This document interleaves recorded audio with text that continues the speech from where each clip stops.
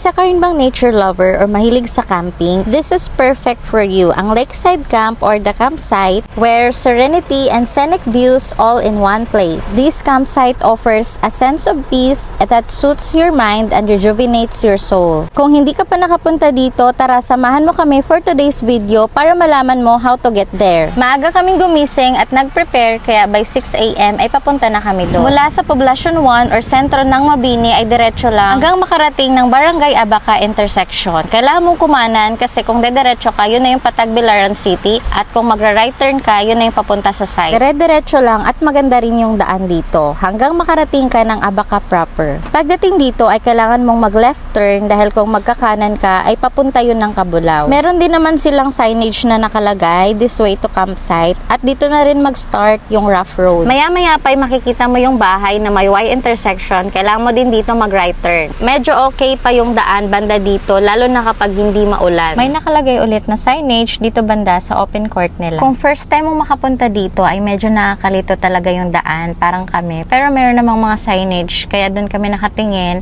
at hindi rin naman nakakatakot dito kasi may mga bahay-bahay na at may mga tao. Meron ulit ditong Y intersection at kailangan lang mag-right turn. Medyo mahirap pala yung daan dito banda as of this month of May. Pero halata namang aayusin nila dahil may mga nakatambak na or baka sooner magiging maayos na yung daan dito pagpunta nyo. Sa ngayon, kailangan muna nating magdahan-dahan at mag-ingat para maging safe tayo.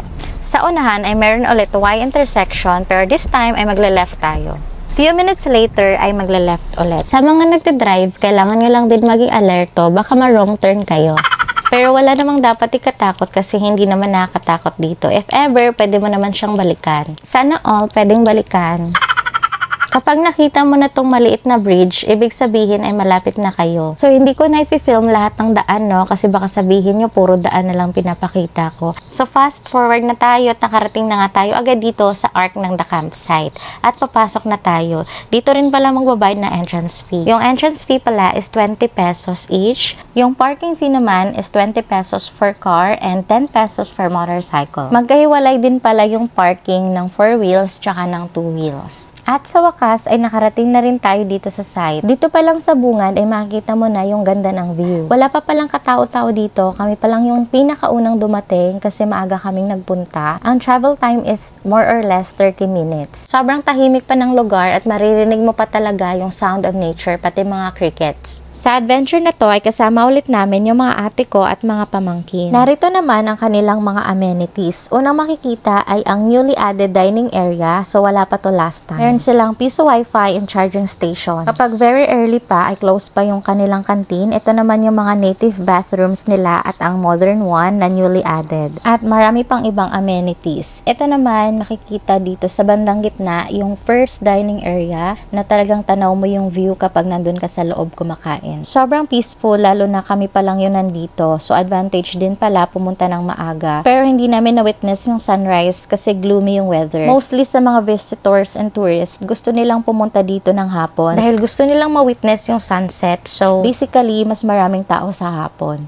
Pero it's up to you kung anong time ang gusto mo kasi pwede ka rin magstay ng whole day or overnight. Mayroon silang provided na tent, yung makikita nyo naka-flat at iba pang tools for rent na perfect for your camping experience. This time na bumisita kami ay walang naka-overnight camp so naka-flat lahat ng tents. Ang maganda rin dito is pet-friendly sila kasi dala-dala ng ate ko yung fur baby niya na si Bella. Kaya tuwang-tuwa silang dalawa na magkasama. Ayan, nagwa-walking-walking pa. At ayan, rumarampa ng mga person kasi papunta yan sa famous spot ng the campsite kung saan ang pinakamatagal na activity nyong gagawin. Aminin, ang pictorial. Kaya set up na agad ng camera at walang magpipicture sa amin so gagamitin yung powerful na remote. Pwede rin kayo mag-timer kung walang remote. So ito naman yung behind the scene ng pictorial. Asa pa ba? Last. Last, ana. Aga na, ana. Hindi, umupo ka dyan. Tapos na gano'n. Sige, 1, 2, 3. Next. Lingkod. Ano na lang? Oh, yan. Ang daming directors, no, nung mga solo na. At saka kailangan namin ng mabilisan kasi marami kami. Buti na lang wala pang ibang tao kaya nasulit namin yung pagpipicture dito. After namin magpicture doon sa maliit na arc, nagkanya-kanya na kami ng punta sa bawat sulok. Yung iba nagpipicture, yung iba naman sa amin ay ninanamnam yung ganda ng view. Sobrang ganda talaga kapag nature na ang pag-uusapan.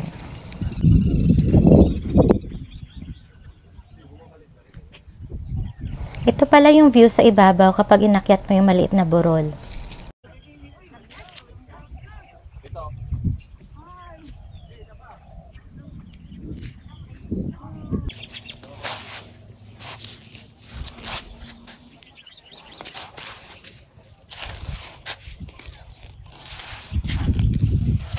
Sa mga clips na walang voice over, sinadya ko yun dahil nagandahan talaga ako sa tunog ng nature or sa mga ibon. After namin mag-ikot-ikot ay nakaramdam na kami ng gutom, so bumalik muna kami dito sa dining area 1.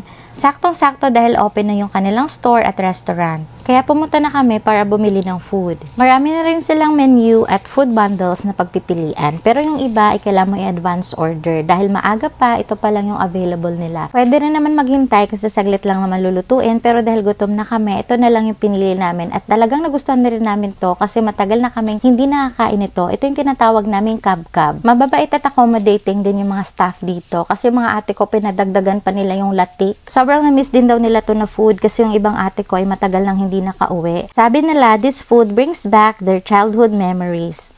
Kab-kab kayo dyan. Kab-kab. Sobrang nakakatakam kaya ayan, si Ate Yet ay kumakain na habang naglalakad. Let's eat! Ang ganda talaga mag-dine-in dito. Sobrang peaceful at tanaw na tanaw mo yung view. Reminders lang din na self-service dito at Claygo or clean as you go. Cutting down kami. Ayun, sumunod eh. Camera, shut down. Stop recording. Magod yung ingon. Baby Bella. Oo na. Dede. Ito to, nasang kamot.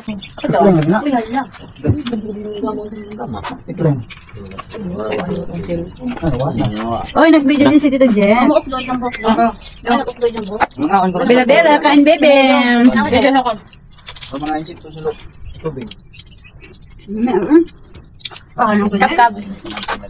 Ang ganda rin ng bagong comfort room nila. May bayad lang na 5 pesos. Ang aesthetic na loob. And uwian time na. At dahil maaga pa, meron pa kami pinag-iisipan na next na pupuntahan. Si Bella ay medyo napagod na rin maglakad. Kaya excited na rin umuwi. Ayan, umakyat na siya agad sa sasakyan. Thank you Lord dahil hindi umulan kasi akala talaga namin uulan. Di man namin na-witness yung sunrise pero thankful kami sa napakagandang panahon dahil hindi mainit at hindi rin malamig. Saka mahirap din talaga dito kapag malakas yung ulan kasi magiging maputik yung daan. Malay natin sa susunod gaganda na rin yung daan dito kasi isa to sa pride ng Mabini. Isa sa mga beauty spots na pinupuntahan talaga kahit ng mga nasa malayo or yung iba na kumukuha ng Bohol tour sinasama na rin nila to. Thank you. Si Ellie pala yung nakasunod sa amin sa likod. Paglabas naman ay sundan nyo lang yung mga exit signs. Kung natapos mo ang video na to, thank you so much for watching and see you on our next vlog. Bye!